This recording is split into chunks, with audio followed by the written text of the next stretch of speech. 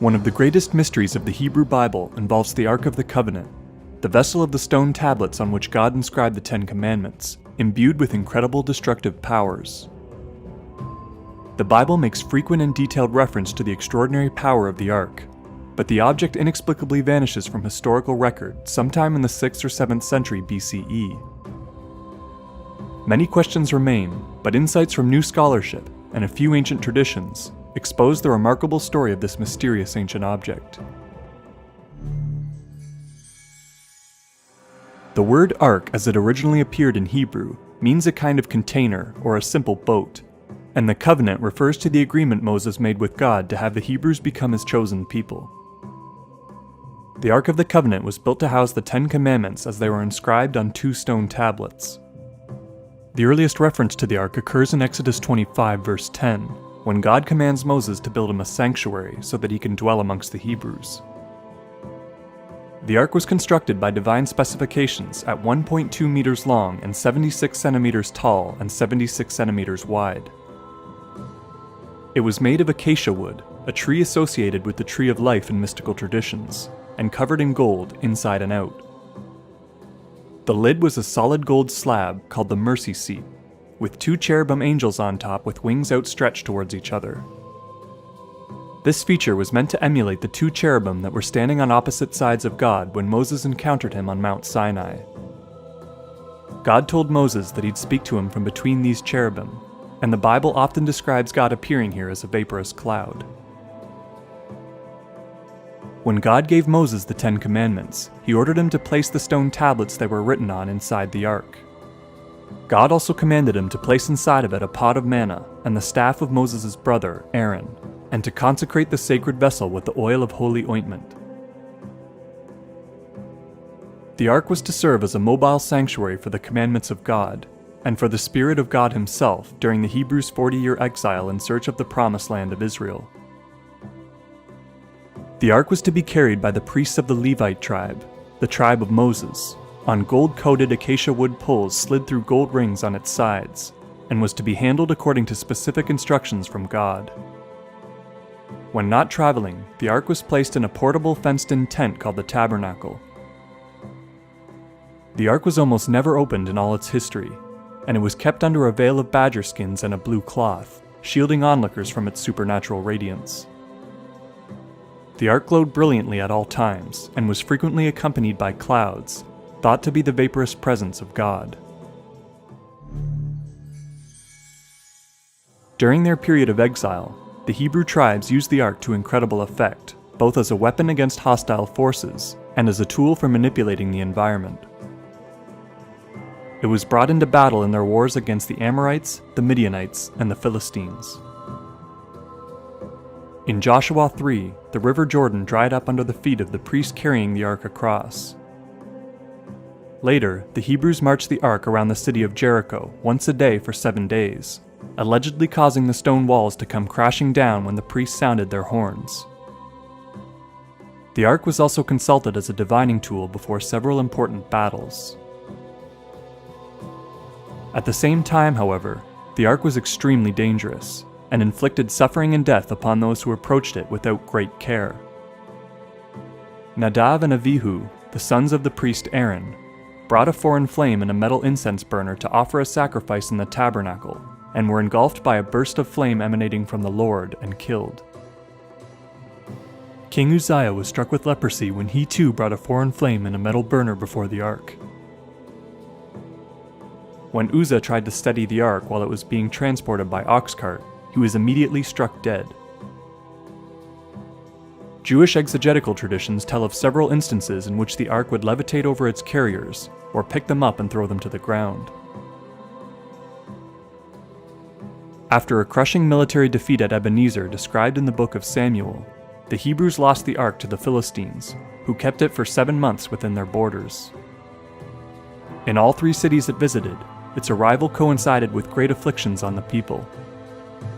There was an outbreak of mice and sores, or tumors, at Ashdod, and an idol of the god Dagon was mysteriously laid prostrate before the ark, with its head and hands broken off. The people of Gath and Ekron were also afflicted by sores or tumors, and many in Ekron were killed. The Philistines returned the ark to Israel in a spirit of apology, and it was passed between several cities before landing in Jerusalem. As it was passing through Beth Shemesh, some of the men there made the mistake of approaching the ark in a profane manner, and according to some translations, touching or looking inside of it, and 70 of them were immediately killed by God. The ark passed through the care of a number of priests after the Hebrews settled the Promised Land, and before the unification of the Kingdom of Israel under King David, around 1000 BCE. David decided to build the temple as a place of rest for the Ark of the Covenant, and received a plan for its construction from God. But it was Solomon, David's son and second king of the Israelites, who built it. The Temple of Solomon was built on a sacred rock, thought to be the place from which the creation of the earth began. The ark sat directly on this rock, called the Shetiah, or foundation stone, enclosed in its own sacred space called the Holy of Holies, where it was safely guarded from the laity. Only the high priest was allowed to enter the Holy of Holies, and only once a year under strict conditions. A few essential rituals, including burning incense and wearing heavy robes, saved the high priest from death in the ark's presence. The Israelites maintained the ark in the Temple of Solomon at least until Uzziah was struck with leprosy in 740 BCE, and most likely until 701 BCE, when the prophet Isaiah wrote of the miraculous slaughter of the Syrian army besieging Jerusalem, an event that seems to have involved the ark. After this, the ark simply vanishes from record, with no mention in scripture of how or why. It's only brought up again to comment on its absence. The first indication that the ark had been removed from Solomon's temple occurs in the book of Jeremiah, written in 626 BCE, when the prophet foresees a time when the Israelites will no longer miss the ark of God. Passages from Kings and Deuteronomy provide further clues that it was gone under the reign of Josiah, which spanned from 641 to 609 BCE. A passage in 2 Chronicles, written in 622 BCE, makes it clear that the ark was absent from the temple when King Josiah commands the Levites to return it there. So the ark was almost certainly gone by the end of the 7th century BCE. Nevertheless, mainstream academic opinion is that the ark remained in Solomon's temple until the Babylonian king Nebuchadnezzar invaded Jerusalem and destroyed it in 587 BCE. However, the biblical description of the pillaging of the temple makes no mention of the ark, even though it provides a very detailed list of what was taken as booty, and clearly specifies that Nebuchadnezzar's men had removed the doors to the Holy of Holies. The lack of any clear indication of what happened to the ark has led to endless speculation on its whereabouts.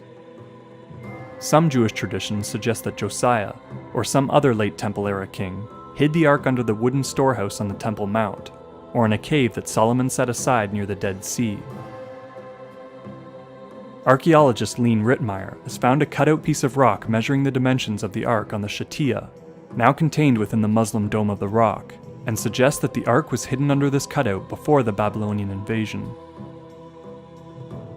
Unfortunately, previous attempts to excavate under the rock have yielded little of interest, and no further excavations are likely to be permitted by religious authorities. Author Graham Phillips believes that the Ark was found by the Knights Templar in the 13th century, and taken away to central England when they fled the persecution of King Philip of France. One of the more plausible explanations for the Ark's disappearance holds that it was taken to Ethiopia and deposited in the city of Aksum, where the Ethiopian Orthodox Church claims it rests today. The church appoints a monk to keep watch over the Ark in the chapel of the Tablet, at the Church of Our Lady Mary of Zion.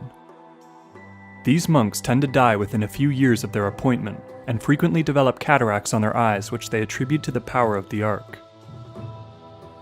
However, no one but the guardian is allowed to enter the chapel, and the Ark is never removed, making the claim difficult to verify. There are a number of historical reasons to believe that the Ark resides at Aksum, however. First, there is a dwindling but ancient population of Jews in parts of Ethiopia who claim to have come from Israel thousands of years ago. The Falashas, or Beta Israel as they're called, practice an archaic form of Judaism not observed in Israel since the time of the Ark's installment in Jerusalem. The pagan Kamat north of Lake Tana in northern Ethiopia practice many of the ancient Jewish dietary restrictions, and worship in sacred groves as some of the early Hebrews did in the time before the temple. It's possible that there was already a strong Jewish presence in Ethiopia by the time of the Ark's disappearance. A 13th century Ethiopian epic known as the Kebra Nagast tells of the Ark's abduction by Menelik, the mythical son of Solomon and the mysterious queen of Sheba. Menelik stole the Ark while visiting his father and brought it to Ethiopia via the Nile and Takazi rivers, into what the document claims was the native land of Sheba. However, Aksum did not exist in the time of Solomon, and there is very little evidence that anyone named Menelik ever existed, or that Solomon ever had a child with the Queen of Sheba during their rendezvous in Scripture. Various traditions amongst the Falashas offer more plausible accounts for the Ark's arrival. Some hold that the Jews leaving Israel at the time of Menelik's mythical voyage passed through Aswan in Egypt first, and others claim that they built a temple and remained there for several hundred years. German archaeologists have confirmed that there was a Jewish temple on Elephantine Island, near Aswan on the Nile, and that this temple was built to the same dimensions as Solomon's temple in Jerusalem. This Elephantine connection has led British author Graham Hancock to posit a new theory on the Ark's arrival in Aksum in his book The Sign and the Seal. Hancock, along with biblical scholar Menahem Haran, believed that the Levite tribe removed the Ark from Solomon's temple during the tumultuous reign of Manasseh, who installed a pagan idol in the Holy of Holies, and led a bloody war against the prophets and scribes of Yahweh, the God of David. This would place the Ark's disappearance from the temple between 687 and 642 BCE, in the same time that it's believed the Elephantine Temple was constructed. Hancock claims that a group of Levite settlers left the now idolatrous state of Israel and settled on Elephantine Island, building a replica of Solomon's temple to house the Ark. When the temple was destroyed by the Egyptians in 410 BCE, the Levites brought the Ark along the Nile and Blue Nile rivers to the island of Tana Kirkos on Lake Tana, the source of the Blue Nile. Hancock claims that the Ark remained for 800 years at Tana Kirkos, as per Falasha tradition, before being brought to Aksum in the middle of the 4th century AD, under the reign of the Christian Aksumite king Azana. Ethiopian traditions say that it was briefly removed to escape pillaging in the 10th and 16th centuries, but has otherwise remained at the Church of Our Lady Mary of Zion that Azana first constructed for the Ark. The Ark moved to the present chapel only in 1965. Mainstream scholarship is at a loss to account for the remarkable powers attributed to the Ark in biblical sources. One prominent explanation is that instead of the tablets containing the Ten Commandments, the Ark contained radioactive fragments of a meteor found by Moses on the top of Mount Sinai. The Hebrews were known to collect holy stones and gems, and to use them for ritualistic and divining purposes. Others postulate that the ark was some kind of an electrical device that killed its victims with violent expulsions of charge. The entire inner surface of the Holy of Holies was coated in gold, an excellent radiation shield and electrical conductor. Wood is also a great insulator. These materials could be used to great effect with the right source of power. Hancock speculates that Moses found meteor fragments, or some other key ingredient, on top of Mount Sinai during his 40-year exile, before freeing the Hebrews from Egypt. He then led the Hebrews back to the site, ascended the mountain alone, and built this material into the ark using ancient, now lost knowledge he would have gained in his time as a prince in Egypt. There are several depictions of ark-like objects carried in ritual processions on long poles at Egyptian holy sites, and it's likely that Moses would have been instructed in ancient Egyptian knowledge and occult magic as a potential successor to the throne. Others, of course, suggest that the supernatural abilities of the ark were all made up, and that in reality, it was no more than an ordinary vessel for some important holy relics. The Ark of the Covenant may be the greatest mystery of the Judeo-Christian heritage. Scholars cannot agree on what it contained, how it functioned, when it disappeared, or where it is today. That the Ark's no longer a concern to Jewish groups today is remarkable in its own right, given its central place in the religious life of their ancient predecessors. The one object to contain God's Spirit, and the instrument through which multiple supernatural acts occurred that saved the nation of Israel, simply vanished from history. We may never know what the Ark was, or where it went, but the many references to it in Scripture suggest that someone in ancient times knew how to build something that we can no longer build today.